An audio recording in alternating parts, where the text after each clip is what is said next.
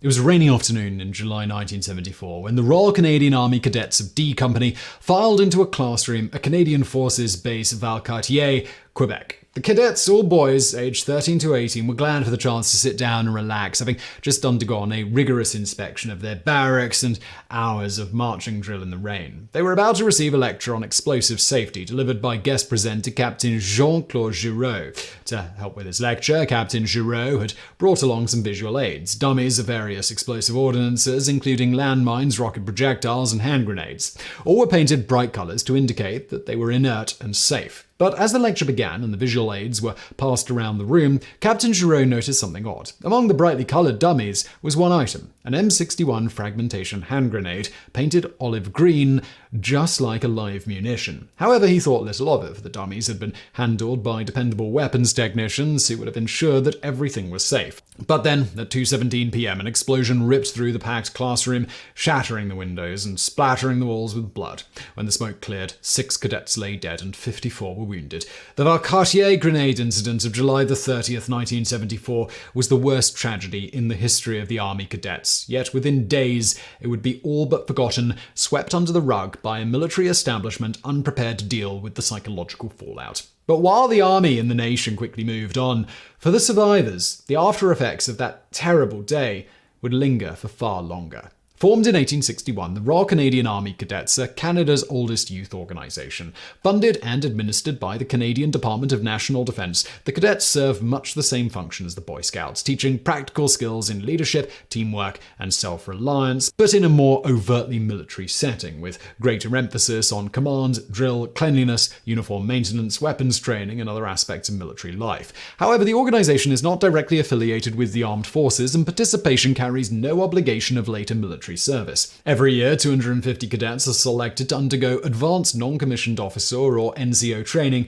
as part of the Cadet Leader Program. This program is intended to train and prepare the cadets to return to their home units as the next generation of leaders. For those posted to Valcartier in the 1970s, activities included leadership courses, drill, athletics, canoeing, orienteering, survival, bushcraft, cultural excursions to Quebec City, and weapons safety and handling. Though the cadets would not have been handling any weapons heavier than a regular service rifle, given that they were training on an active army base, it was reasonably assumed that they might at some point come across unexploded ordnance. Consequently, in the summer of 1974, Captain Jean-Claude Giroux, commanding officer of the ammunition section at CFB Valcartier, organised a series of safety lectures to make sure the cadets could identify the most common types of explosive weapons and knew what to do should they find one, namely, not touch it and report it to a superior officer. The lectures took place throughout the month of July, with the final lecture for D Company scheduled for the afternoon of July 30th. Cadet officer Jerry Pistati, 18 at the time, was in an adjacent room typing up a report when the explosion occurred.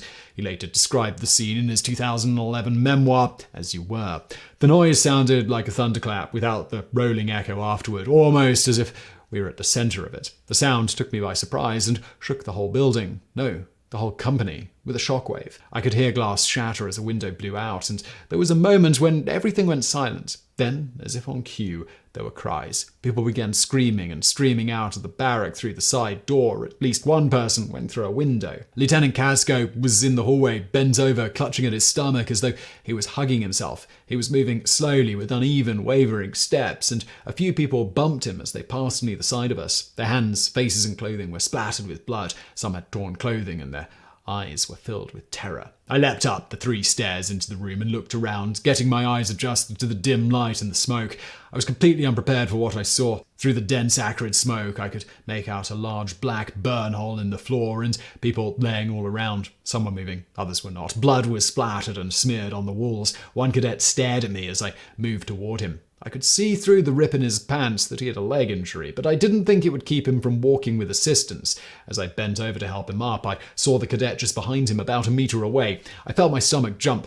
His face was gone. There was no way I could have said who he was, because the front of his head was a mass of red pulp. The next hour flew past in a chaotic blur as Pistati and others on the scene, mostly fellow cadets, scrambled to evacuate the building and administer first aid.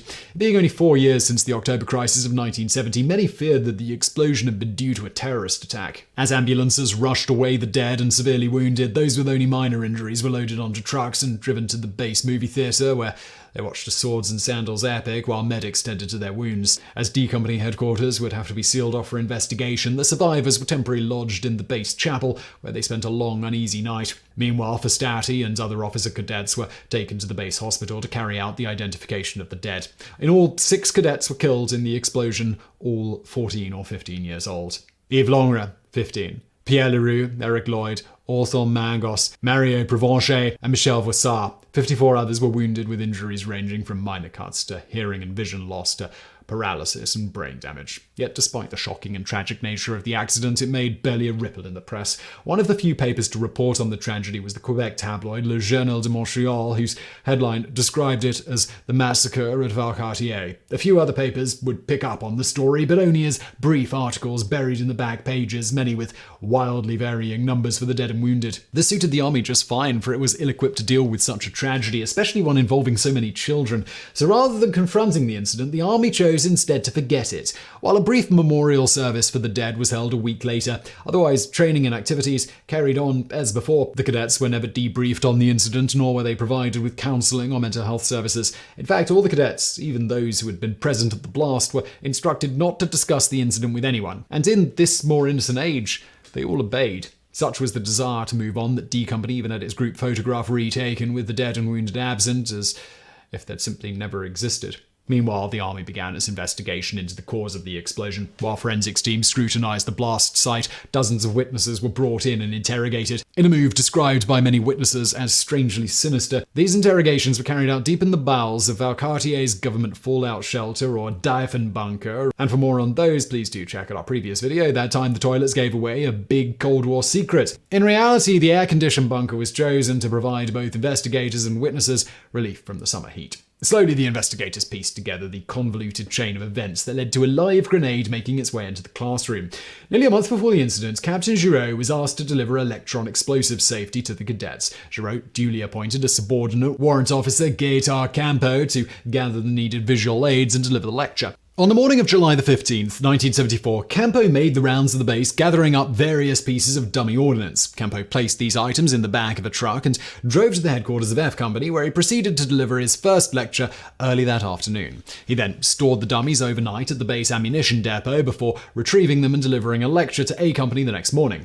After that second lecture, Campo returned the truck to the depot and asked an employee there, Gerard Droulet, to empty the truck and put the dummies back in storage. For reasons that have never been determined, this request was never fulfilled and the dummies remained in the parked truck for another 2 days. On July the 18th, Corporal Claude Giroux of the Combat Arms School was sent to the ammunition depot to pick up the batch of 160 M61 hand grenades for use in grenade throwing practice. Commonly known as the lemon grenade, the M61 was introduced in the 1950s to replace the classic M2 pineapple grenade of World War II vintage. It featured a number of improvements over the M2, including a fuse that didn't spark or smoke, a more stable 164-gram composition B explosive filling, and an internal coil of notched wire that produced more consistent and lethal fragments than the M2's rigid body. A highly effective anti-personnel weapon, the M61 could kill and wound soldiers up to 15 meters away. The grenades were waiting for Corporal Giroux when he arrived, 150 packed in wooden crates of 30 grenades each and the remaining 10 in a cardboard box. Corporal Giroux signed down the weapons and transported them to the Combat Arms School, where he handed them off to the weapons instructor, Sergeant Albert Doucet. During training that morning, all but 19 of the grenades were used. All 160 should have been expended, but one grenade failed to explode and had to be safely detonated by an ordnance disposal team. By the time this was completed, no time remained to finish the training session. Sergeant Doucet duly packed up the remaining 19 grenades in a wooden box and drove them to the ammunition depot, where he met up with Corporal Giroux. As it was nearly noon, Doucet instructed Giroux to place the box of grenades in the back of a nearby truck, intending to deal with them after lunch. Unknown to Doucet and Giroux, this was the exact same truck that Warrant Officer Campo had used 2 days prior, the dummy ordnance still scattered about the truck bed. For unknown reasons, Droulet proceeded to forget about the grenades until 4 o'clock that afternoon, when Warrant Officer Campo overheard him mention the crate and ordered him to remove it from the truck. Quickly inspecting the back of the truck, Giroux discovered to his surprise that the live grenades had somehow been transferred from their original wooden crate to a cardboard box. As Giroux began carrying the box back to the depot, Campeau arrived and quickly inspected the back of the truck, where he found a single live grenade which had fallen out of the box and lay among the dummies. Campeau performed a more thorough search of the truck but turned up nothing, and after returning the missing grenade to the box, asked Giroux if all the grenades were accounted for. Giroux confirmed that they were, but he was mistaken, for another live grenade had fallen out and now lay among the dummies scattered in the back of the truck. Unaware of the discrepancy, Giroux took the box inside, only to discover he had forgotten his keys to the storage room. Instead, he locked the box in a cleaning closet inside the guardhouse, where they would be forgotten until several days after the explosion. The next day, Campeau asked two ammunition depot employees to remove the dummies from the truck because he wanted to use the vehicle the next day. The employees duly gathered up all the dummies and the one live grenade and placed them in a cardboard box. That they did not double-check all the items was attributed to the fact that it was raining heavily at the time. They placed the box in one of the depot buildings, where it would remain until July the 23rd. On that day, with Warrant Officer Campeau on vacation, Captain Giroux delivered the safety lecture to C Company himself. During the lecture, his assistant, Corporal Jacques Carriot, noticed an unusual item circulating among the cadets, an olive green grenade still in its green fiberboard storage tube. Corporal Cadeau quickly snatched the grenade away from the cadet who was holding it and returned it to the cardboard box. However, he took no further action, later testifying that while the unusual color of the grenade had caught his attention, he had taken it from the cadet because he believed there was already enough dummy ordnance circulating amongst the class. The next lecture for D Company was scheduled for the afternoon of July the 30th. While all the previous lectures had been conducted outside, due to rain, it was instead moved indoors to the D Company barracks. 137 cadets filed into the room, and at 1:30 p.m. the lecture began. Captain Giroux began by giving a general overview of the capabilities and inherent dangers of explosives, while his assistant, an ammunition technician, pulled the dummy explosives out of the box and passed them around to the cadets. Once again, the unusual presence of a green-colored grenade was noticed, but as all the items had ostensibly been handled and inspected by Captain Giroux, the ammo tech assured the cadets that they were all inert dummies. As the green grenade made its way around the room, several cadets pulled out the safety pin, only to discover that it was extremely difficult to put back in. This occurred many times before the grenade reached 14-year-old Eric Lloyd, who also proceeded to pull out the pin. This time, however, he also released the spoon, the curved handle that serves as the last safety feature preventing the grenade from arming. Around 4 seconds later, the grenade detonated in his hands, killing him and neighbor Ortham Mangus instantly. The 4 others would die of their wounds within the hour. The whole sequence of events was a tragic comedy of errors, filled with dozens of minor errors, oversights, and coincidences, any of which, if avoided, could have single-handedly prevented the tragedy. The Army investigation and the subsequent civilian coroner's inquest blamed the incident on Captain Giroux and his subordinates. The coroner's report stated, Giroux, 30, neglected his duties as instructor by not checking of dummy grenades to ascertain there were no live grenades among them.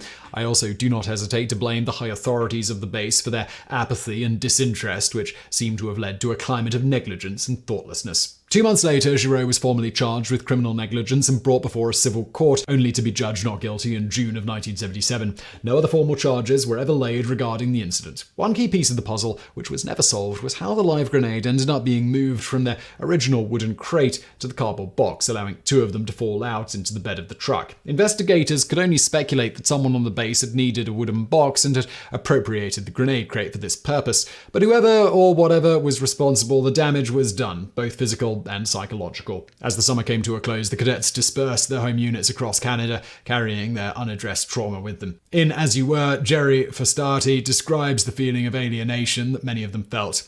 I held out the childish hope that eventually someone would rescue me from that day. I waited for the longest time, but rescue never came.